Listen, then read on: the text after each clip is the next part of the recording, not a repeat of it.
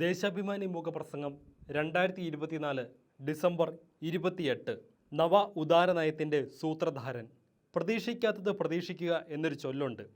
Doctor Manmohan സിംഗിനെക്കുറിച്ച് ഇത് 100% ശരിയായിരുന്നു.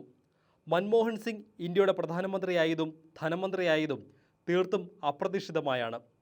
അപ്രതീക്ഷിത പ്രധാനമന്ത്രിയെന്ന് മൻമോഹൻ സിംഗ് തന്നെ ഇടയ്ക്കിടയ്ക്ക് പറഞ്ഞിരുന്നതായി അദ്ദേഹം പ്രധാനമന്ത്രിയായിരിക്കെ പ്രസ് സെക്രട്ടറി ആയിരുന്ന സഞ്ജയ് ബാരു എഴുതിയ ആൻ ആക്സിഡൻ്റൽ പ്രൈം മിനിസ്റ്റർ എന്ന പുസ്തകത്തിൽ പറഞ്ഞിട്ടുണ്ട്.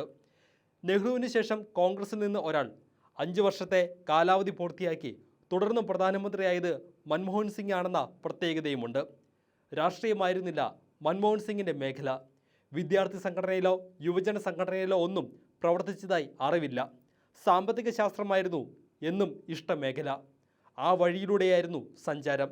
ആ നിലയിൽ വിവിധ ഔദ്യോഗിക പദവികളിൽ എത്തിയിട്ടുമുണ്ട്.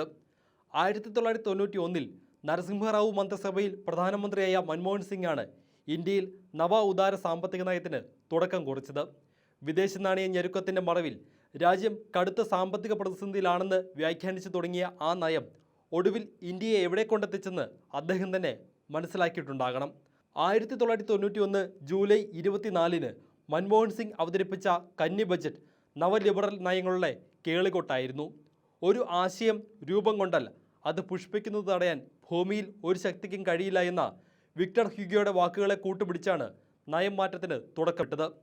IMFൻ്റെയും ലോകബാങ്കിൻ്റെയും ഉപാധികൾക്ക് വഴങ്ങി തുടങ്ങിയ നവ ഉദാര സാമ്പത്തിക നയം പട്ടിണി, ദാരിദ്ര്യം, വിലക്കയറ്റം, തൊഴിലില്ലായ്മ തുടങ്ങിയ പ്രശ്നങ്ങളൊന്നും പരിഹരിച്ചില്ല. അതൊക്കെ രൂക്ഷമാക്കി. മാത്രമല്ല, കുറച്ചൊക്കെ സോഷ്യലിസ്റ്റ് ചായ്വുണ്ടായിരുന്ന ഇന്ത്യൻ സമ്പദ് വ്യവസ്ഥയെ പൂർണ്ണമായും മുതലാളിത്ത കമ്പോളത്തിന് എറിഞ്ഞുകൊടുക്കുകയും ചെയ്തു. നാടിൻ്റെ ആസ്തിയായ പൊതുമേഖലാ സ്ഥാപനങ്ങളുടെ വിറ്റഴിക്കലും സ്വകാര്യവൽക്കരണവും തുടർ പരിപാടിയായി. രാജ്യത്തിൻ്റെ വിഭവങ്ങൾ കോർപ്പറേറ്റുകൾ കൊള്ളയടിച്ചു. ഇന്ത്യ അസമത്വത്തിൻ്റെ കൂടാരമായി.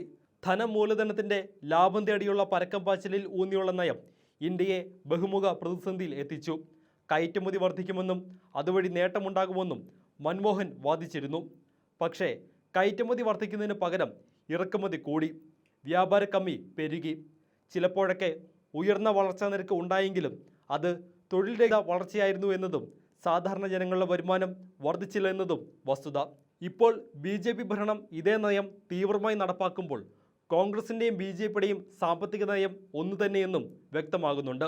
2004 ഇടതുപക്ഷത്തിൻ്റെ പിന്തുണയോടെ ഐക്യ പുരോഗമന സഖ്യം സർക്കാർ രൂപീകരിച്ചപ്പോഴാണ് മൻമോഹൻ പ്രധാനമന്ത്രിയായത്.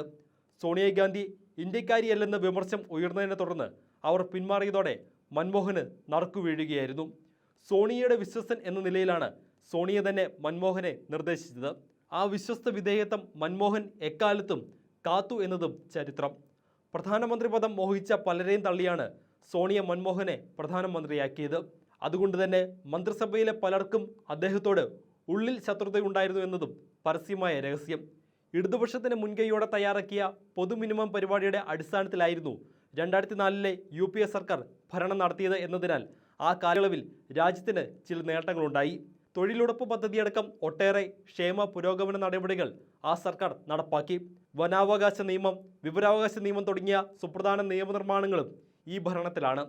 സാമ്പത്തിക നയത്തിനെതിരെ ഇടതുപക്ഷത്തിൻ്റെ ചെറുത്തുനിൽപ്പുമുണ്ടായി. ഹർകിഷൻ സിംഗ് സുർജിത്ത്, സീതാറാം യെച്ചൂരി തുടങ്ങിയ ഇടതുപക്ഷ നേതാക്കളോട് മൻമോഹന് വലിയ അടുപ്പമുണ്ടായിരുന്നു. എന്നാൽ ചേരിചേര നയത്തിൽ നിന്ന് പിൻവാങ്ങി വിദേശ നയത്തിൽ കാര്യമായ മാറ്റം വരുത്തിയതും അമേരിക്കൻ വിധേയത്വം ശക്തമാക്കിയതും ഇടതുപക്ഷത്തെ ആ സർക്കാരിൽ നിന്ന് അകറ്റി. 2008 അമേരിക്കയുമായി ആണവ കരാർ ഒപ്പിടുക കൂടി ചെയ്തതോടെ പിന്തുണ പിൻവലിക്കാൻ ഇടതുപക്ഷം നിർബന്ധിതമായി. അമേരിക്കൻ വിധേയത്വവും സാമ്പത്തിക നയവും അദ്ദേഹത്തിൻ്റെ മാത്രം വ്യക്തിപരമായ ശാഠ്യമായിരുന്നുവെന്ന് കരുതാൻ വയ്യ. അത് കോൺഗ്രസ് നയമായിരുന്നു. 2009 രണ്ടാം UPA സർക്കാരിൽ മൻമോഹൻ വീണ്ടും പ്രധാനമന്ത്രിയായി. പുതിയ സാമ്പത്തിക നയവും അമേരിക്കൻ വിധേയത്വവും കൂടുതൽ ശക്തമായി തുടർന്നു.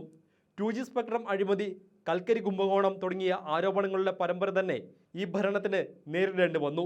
നയങ്ങളുടെ ദോഷം എന്തുതന്നെയായാലും ഇന്ത്യയിൽ നവ ഉദാര സാമ്പത്തിക നയത്തിൻ്റെ ശില്പിയായി മൻമോഹൻ സിംഗിനെ ചരിത്രം രേഖപ്പെടുത്തി കഴിഞ്ഞു.